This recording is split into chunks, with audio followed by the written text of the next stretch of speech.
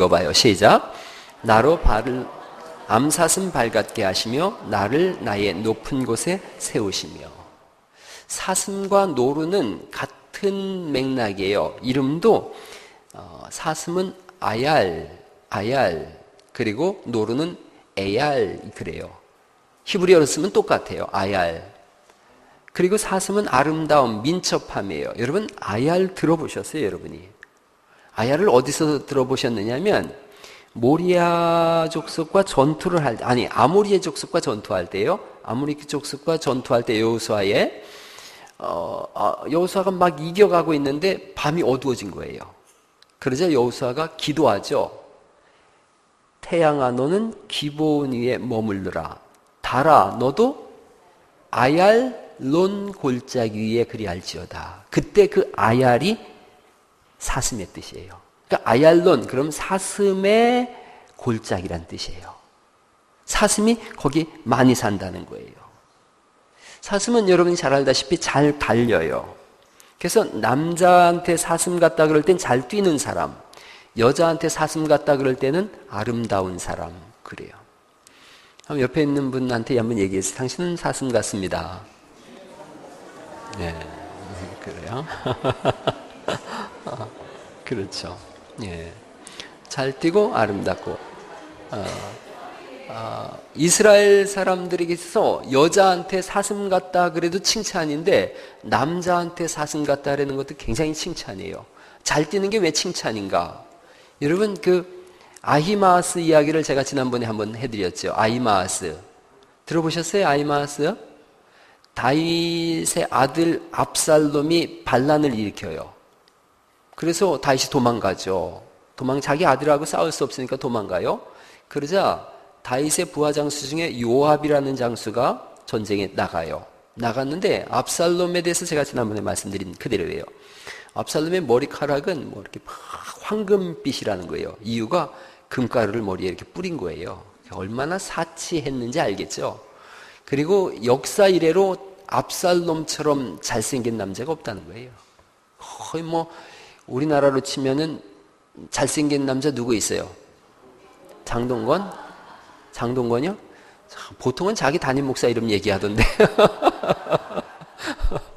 장동건, 남자는 장동건, 여자는 우리 세대는 이영애인데, 난 이영애밖에 몰라요. 근데 요즘은 누구죠? 김태우? 아니, 김태희. 근데 솔직히 4050 세대 한번 40 넘으신 분들 한번 얘기해 보세요. 김태희 예뻐요, 안 예뻐요? 아니 예쁘죠. 그런데 아름다워요, 안 아름다워요? 아름다운 건 아니에요. 아름다운 건 이영애죠. 이영애죠. 오늘 제가 들었어요. 우리 나옥님 권사님하고 신장로님하고 젊었을 때 몸매가 똑같았대요. 예. 근데 여러분 신장로님은 굉장히 조선 여인의 미모를 좀 가졌어요. 그죠? 그러죠. 그런 걸 아름답다 그러는 거예요. 아름답다. 우리 교회에서는 아름답게 그랬으면 별 하나 올 사람이 없는데, 예. 벼라 올해 몇 살이죠? 26.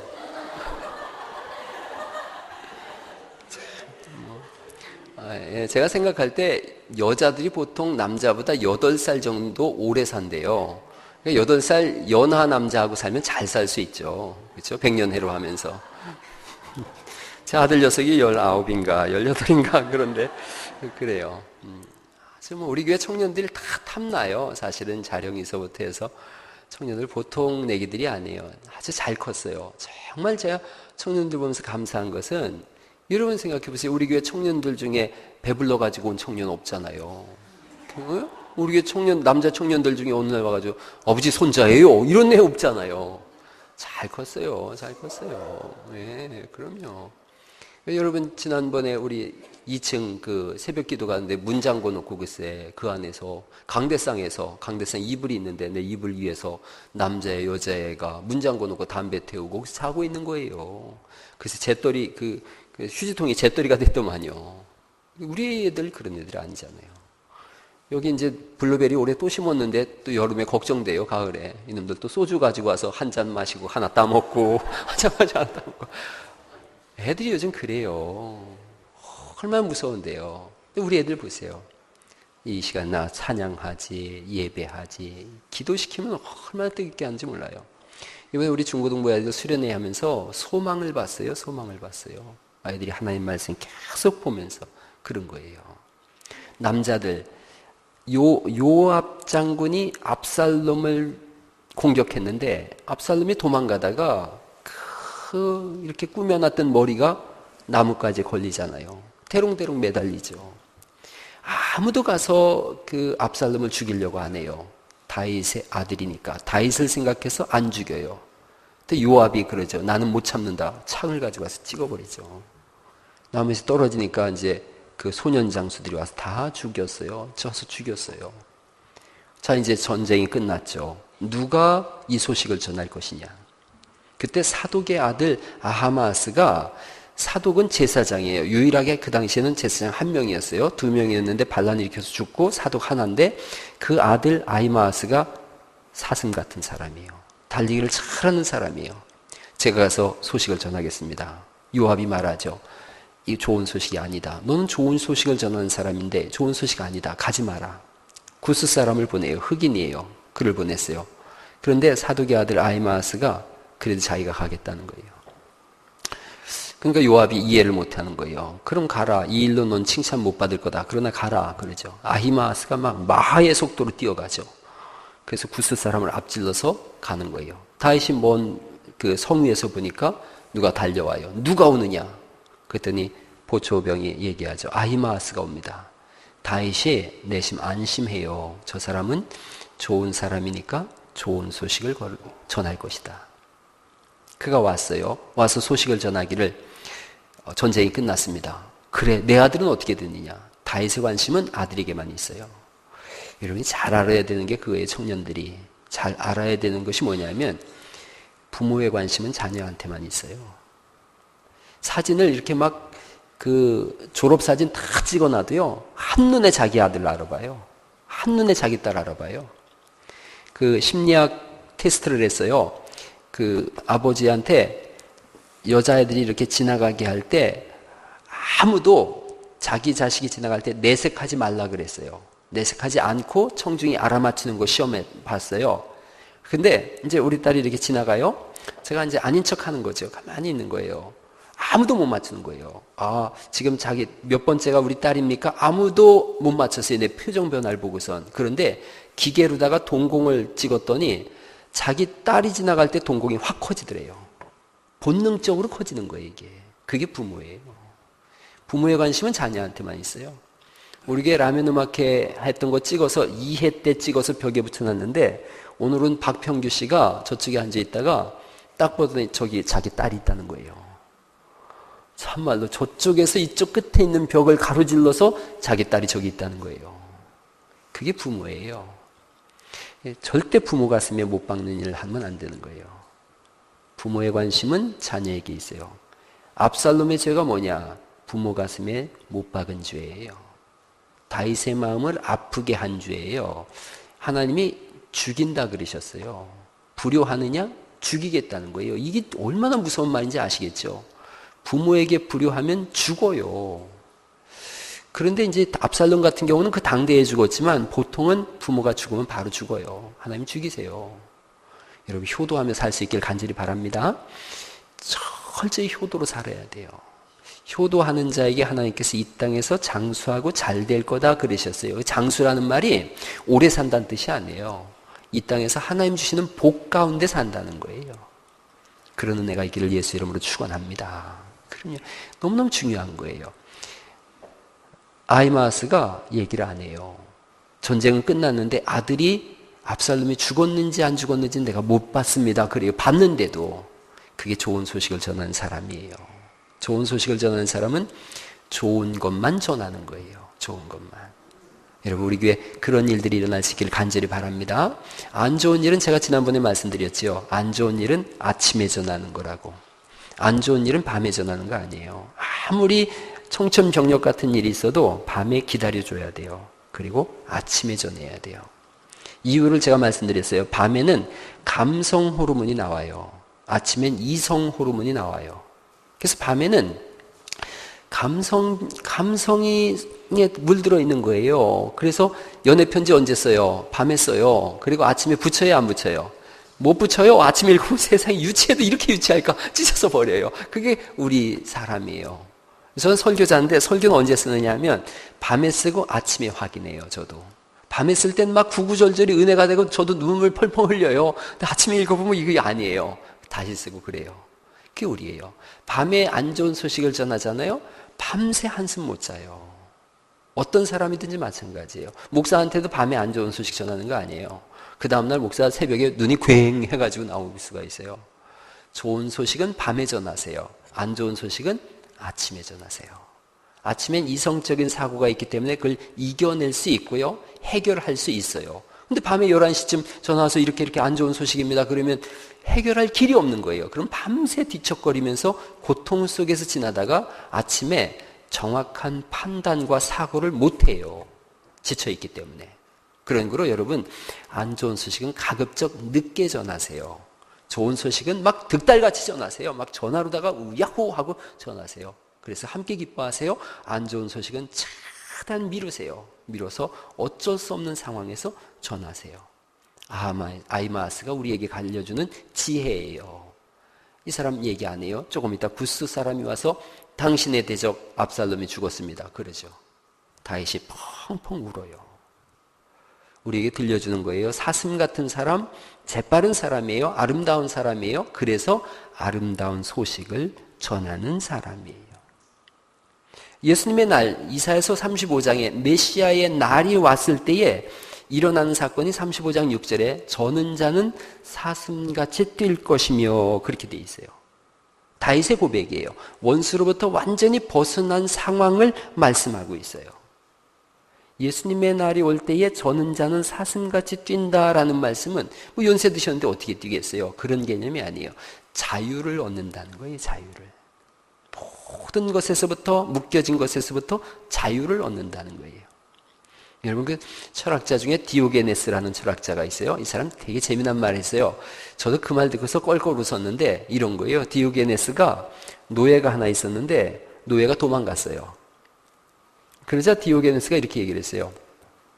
노예는 나 없이도 산다고 도망갔는데 나는 노예 없이는 못 사니 누가 진짜 자유인인가 그랬어요. 이해가 되세요? 이해 안 되시거든 그냥 뭐 집에 가서 그냥 고민하세요. 그게 뭔 말인가 한번 생각해 보세요. 노예는 나 없이도 산다고 도망갔는데 나는 노예 없이 못 사니 누가 진짜 자유인인가? 여러분 우리는 돈 없이는 못 산다, 뭐 없이는 못 산다, 뭐 없이는 못 산다 그래요. 그런데 복음이 우리 안에 들어오면 그거 없어도 예수님으로 사는 줄 믿습니다. 그게 우리예요. 예수님으로만 사는 거예요. 온 천지 만물 다 떠나가도 예수님 계시면 다예요. 그러나 온 천지 만물 다 얻어도 예수님 없으면 아무것도 아닌 줄 믿습니다. 그게 우리 삶이야 돼요. 그게 우리 입술의 고백만이 아니라 우리 삶에서 그것이 드러나야 되는 줄 믿으시기 바랍니다. 그 싸움을 해야 되는 거예요. 오늘날 우리 신앙생활 한다고 하면서도 그래도 이것도 있어야 되고 저것도 있어야 되고 그래요. 뱀의 다리 그리는 거하고 똑같아요. 사족이에요. 있으면 있는 대로 없으면 없는 대로 감사한 거예요. 그냥 예수님 한 분이면 족한 줄 믿으시기 바랍니다. 사도 바울 입장에서 한번 보세요. 사도 바울 입장에서 보면 신앙생활 하면서 좀 사도 바울이 볼 때 좀 웃긴 게 있을 거예요. 뭐냐면 사도 바울이 배설물로 여긴 것을 우리는 그걸 얻으려고 애를 쓰고 있어요. 진짜 보배는 뭐예요? 예수님이시죠. 진짜 보배는 예수님이신데 우리는 진짜 보배가 아닌 사도 바울이 배설물처럼 여겼던 것을 가지려고 애를 쓰고 있어요. 제가 여러분 요즘 공부하고 있는 거 여러분이 아시죠? 지난해 공부하고 올해 공부하고 이제 내년에 논문 쓰면 끝이에요. 그래서 올해도 5월 달에 제가 미국 한번 갔다 와야 돼요. 이게 제가 받는 학위가 한국에서의 학위가 아니라 미국에서의 학위예요. 근데 제가 조심하는 거 있어요. 박사가 됐다고 생각해 보세요. 목사님들 사이에서 그렇게 불러요. 김 박사, 이 박사, 송 박사. 저는 그게 되게 싫어요. 아직 제가 젊어서 그런지 목사보다 더 좋은 직함이 뭐가 있다고 박사로 부르는가 생각해 봤어요. 우리 교회도 박사님 계시죠? 우리 교회도 박사 있어요. 그런데 제가 뭐 박사님 이렇게 안 불러요. 그냥 집사님 이러면 좋아요. 우리 박정일 선생님 박 박사예요, 박 박사. 박 박사님 이렇게 안 해요. 그보다 훨씬 더 좋은 직함이 뭐예요? 집사님이에요, 박 집사님이에요. 송 박사? 아니에요. 송 박사보다 훨씬 더 좋은 직함이 뭐냐? 송 목사예요. 할렐루야. 바울이 배설물처럼 여기려고 하는 것을 우린 명예처럼 훈장으로 달고 살려고 그래요. 그러면 안 되는 거예요. 신앙은 그 싸움 해야 돼요. 예수님 앞에 단독으로 쓰는 거예요. 아멘? 예수님 앞에 내 스스로 쓰는 거예요. 단독으로. 발가벗겨져서 예수님 앞에 서야 되는 거예요. 그때 비로소 자유함이 있어요. 세상에 이것 걸치고 저것 둘러쓰고 이 모자 쓰고 저 모자 쓰고 그래서는 안 돼요. 나아만이라는 장군을 아시죠? 나아만 장군이 요단강 들어갈 때에 다 벗어야 됐어요. 옷 입고 들어가는 게 아니었어요. 옷을 다 벗었어요. 그의 계급장이 있어요. 나라의 2인자인데요. 나라를 구한 사람이에요. 그 사람이 진짜로 2인자예요. 그런데 계급장 뛰어야 됐어요. 군복 벗어야 됐고 칼 내려놔야 됐고 신발 벗어야 됐고 온몸에 더덕더덕한 문둥병을 다 보여야 됐어요. 그리고 요단강을 한 번도 아니고 7번을 들어갔다 나왔다 해야 됐어요. 그럴 때 그가 깨끗해졌어요. 신앙은 그거예요. 내 이름표 가지고 오는 한 절대로 요단강 들어갈 수 없어요. 절대로 깨끗해질 수 없어요. 내가 그래도 박사인데, 내가 그래도 뭔데, 내가 과거에 왕년에 그거 가지고는 절대로 하나님 나라 문턱도 못 밟아요. 다 벗어나야 돼요. 다 드러나야 돼요. 그래서 여기서 우리가 뭘로 드러나야 되느냐? 정말로 죄인으로 드러나야 돼요. 누가 봐도 죄인으로 드러나야 돼요. 제 스스로가 죄인으로 드러나야 돼요. 그리고 모든 사람이 봐도 죄인인 걸 알아야 되고 나 스스로도 내가 죄인인 걸 알아야 돼요.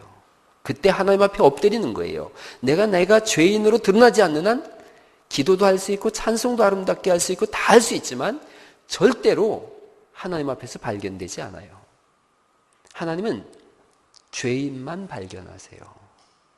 자신의 죄를 드러낸 그 사람만 발견하세요. 교회에 왔어요. 의인인 줄 알고 왔어요. 근데 하나님께 발견되는 순간 죄인인 줄 알았어요.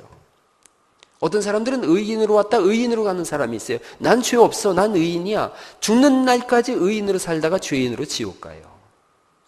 하나님 앞에 죄인으로 발견됐어요. 하나님 나 죄인입니다. 하나님을 떠난 죄인입니다. 하나님의 형상이 파괴된 죄인입니다. 내 속에는 시기와 질투와 끊임없는 죄악들이 도사리고 있어서 자꾸 솟아오르고 있습니다. 하나님 나는 죄인입니다. 히브리어로 끼리에 엘레이손이에요. 끼리에 엘레이손. 주여 나를 긍휼히 여겨 주옵소서. 그런 사람만 천국 문턱을 밟는 줄 믿으시기 바랍니다. 주님 말씀하시잖아요. 내가 의인을 부르러 온 것이 아니라 죄인을 부르러 왔노라 그러셨어요. 여러분 죄인으로 발견될 수 있길 간절히 바랍니다. 죄인으로 발견되면 침묵할 수밖에 없어요. 죄인으로 발견되면 침묵할 수밖에 없어요. 나 같은 죄인 살리신 주 은혜 그거밖에 없어요. 교회에서 의장 그러고 소리 지르고 의자 집어 던지고 하는 교회들이 있어요. 왜 그러냐? 자신들이 죄인으로 발견되지 않아서 그래요. 그리고 자기 나름대로 판단하기 때문에 그래요. 엊그제 밤에 제가 설교할 때 그런 설교했어요. 교회에서는 정치에 관심 갖지 마세요. 어떤 정치? 교회 정치에 대해서. 교회 정치는 당회원들만이 하는 거라고 생각하시면 맞아요. 여러분들이 교회 정치에 관심을 갖는 순간 시험 들어요. 왜냐하면 내 마음에 안 들거든요.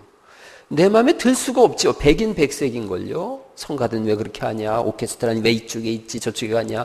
예배 시간에 들어오면 쳐야 되느냐 안 쳐야 되냐. 백인 백색일 수 있어요. 그래서 교회 정치는 누가 하는 거냐. 당회가 하는 거예요. 장로님들을 왜 뽑았느냐 하면 당회 정치하라고 뽑은 거예요. 장로님들은. 그리고 여러분들은 장로님들을 믿어주는 거예요. 철저히 믿어주는 거예요. 믿고 장로님들이 결정하고 재직해서 선포하면 우리가 따르겠습니다. 그러는 거예요. 그럴 때 편안해요. 목사도 가급적 교회 정치에서 한 발씩 뒤로 빠지려고 그래요. 왜냐하면 제가 해야 될 일이 있어요.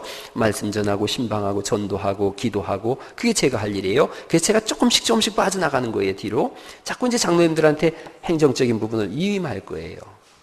그리고 이름에서 장로님들이 모여서 행정적인 결정을 하고 물론 결정은 제가 봐야 돼요. 담임 목사가 해야 되는 일이 뭐냐? 교회 결정이에요. 교회 모든 책임을 누가 지느냐? 담임 목사가 지는 거예요. 사실은. 그러니까 모든 책임은 제가 질 거예요. 그러나 저는 장로님들을 믿거든요. 장로님들이 가장 탁월한 선택을 할 거라는 걸 믿어요. 그러니까 저도 자꾸 장로님들한테 힘을 실어줄 거예요. 그리고 제가 할 일은 제가 하는 거죠. 이렇게 잘 분리되어져 나가면 교회는 큰 성장과 부흥이 일어나요. 여러분들이 정치에 관심을 갖잖아요. 교회 정치에 관심을 갖고 헌금은 어디다 쓰느냐, 뭐는 어떻게 하느냐 이렇게 자꾸 관심을 갖게 되어지면 장로님들이 혼란스러워져요. 그래서 그런 얘기를 자꾸 장로님들한테 이렇게 해보세요. 결정 내리는 데 있어서 혼란스러워져요. 왜냐하면 그 사람이 한 얘기를 생각 안 할 수 없거든요. 그래서 전체적인 결정은 이렇게 가야 되는데 자꾸 그게 스트레스가 되는 거예요. 그러니까 여러분들이 교회 장로님들을 세우셨잖아요. 투표로 세우셨어요. 기름 부어 세우셨어요. 그러면 교회 정치에서 한 걸음 물러서셔서 정치를 발견하지 마시고 하나님을 발견할 수 있기를 간절히 축원합니다. 그래야 신앙이 성장해요. 저는 교회에서 누가 정치적 발언을 이렇게 교회 정치적 발언을 하는 거 싫어해요. 저도 장로님들하고 상의해요. 그리고 뭐 재직회를 있지 않습니까? 재직회가 있고 또 원리회가 있잖아요. 원리회 때 충분히 얘기 나눌 수 있어요. 우리가 이제 3월 마지막 주간에 원리회예요. 그때 충분히 이야기 나누자고 원리회 하는 거예요. 그때까지 마음에 담아둬야 돼요. 원리회 하는 요령도 말씀드릴게요. 원리회 할 때 요거 내가 꼭 얘기해야지 그런 거 있으면 미리 목사한테 얘기하는 거예요. 원리회 때 의장 이거 이렇게 했습니까? 그러면 그 회의 깨자는 거예요. 미리 저한테 얘기를 해서 준비할 수 있게 해야 되는 거예요. 여러분이 어떤 교회에 안 좋은 걸 봤어요? 그러면 저한테 얘기를 해야 돼요. 아무한테도 얘기하면 안 돼요. 목사한테 얘기해야 돼요. 단독으로.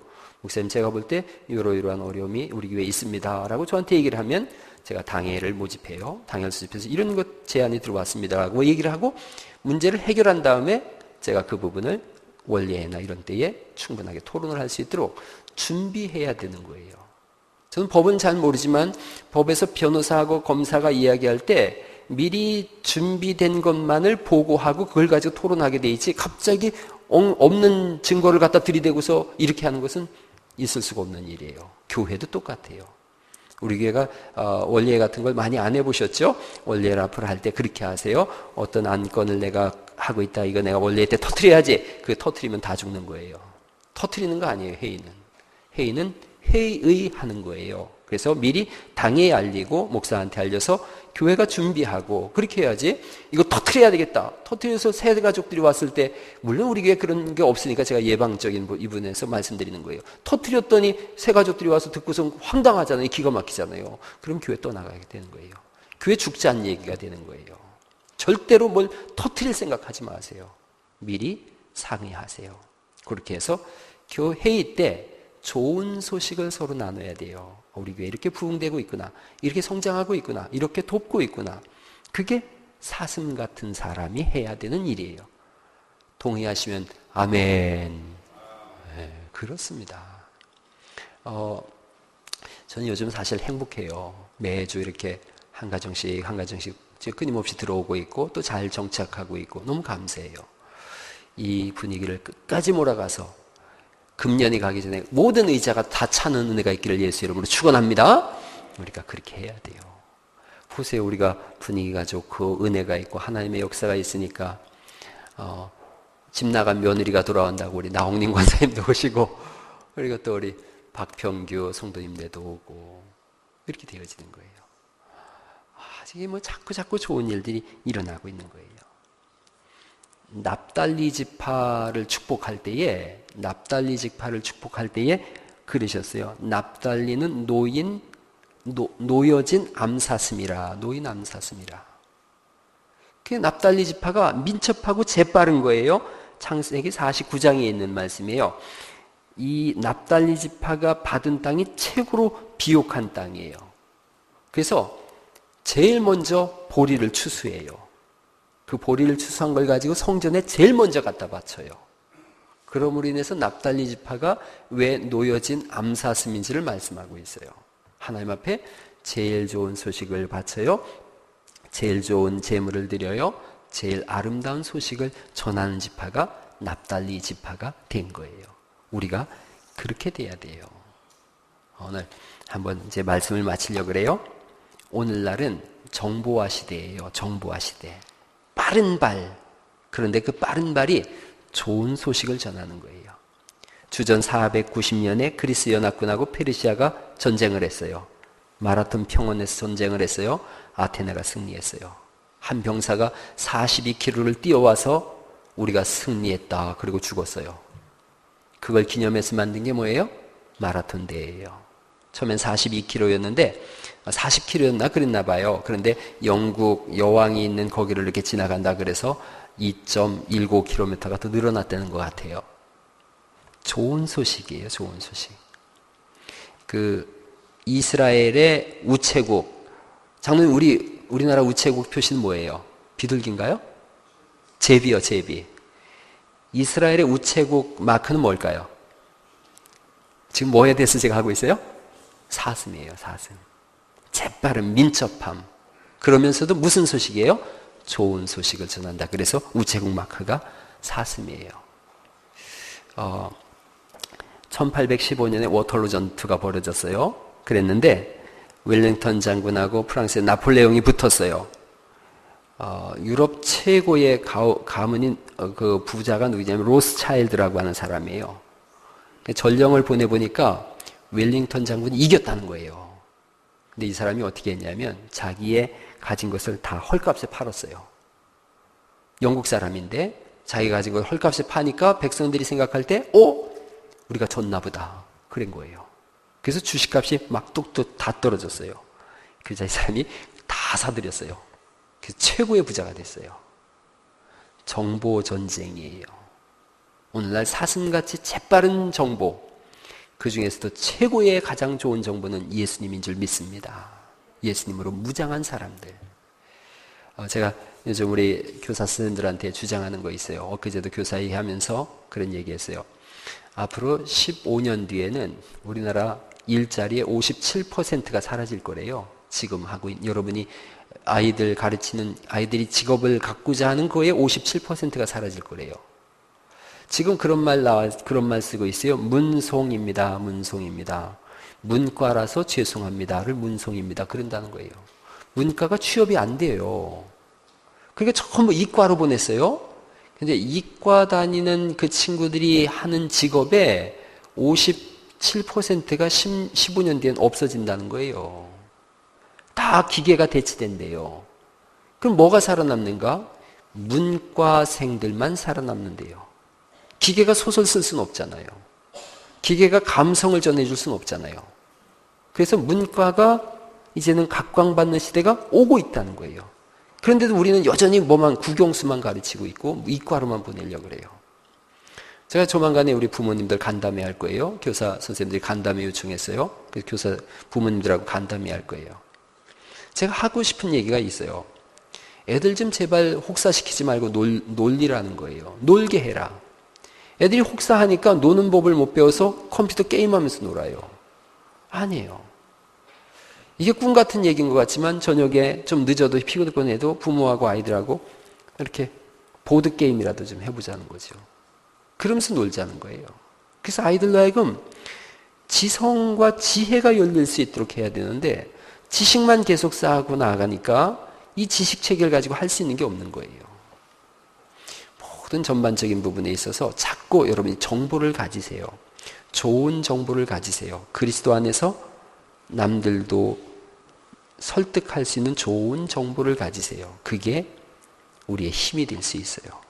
우리 교회가 가지고 있는 오케스트라, 또 라면 음악회 이런 것들이 우리에겐 밖으로 예수님을 전할 수 있는 좋은 정보고 매개체예요. 끊임없이 발전시킬 거예요. 점점 더 확장시킬 거예요. 문화센터가 이제 완전히 자리 잡았어요. 문화센터를 더 확장시킬 거예요. 그래서 공격적으로 전도할 거예요. 공격적으로 전도해서 익산시를 뒤집어 놓을 생각입니다. 그제 내가 부산 갔다 왔어요.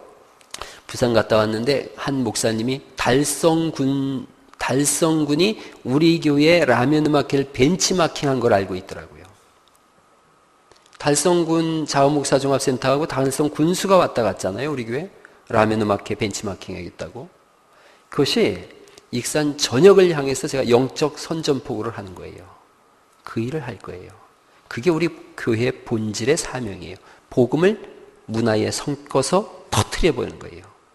예수 믿을 수 있도록 문을 열어놓는 거예요. 여러분들은 할 일은 한 가지예요. 들어온 분을 꽉 끌어안으세요. 그리고 사랑합니다. 축복합니다. 함께 하나님 나라 세워가십시다. 그것만 하세요. 그렇게 해서 함께 이 교회 공동체를 세워가는 귀한 은혜가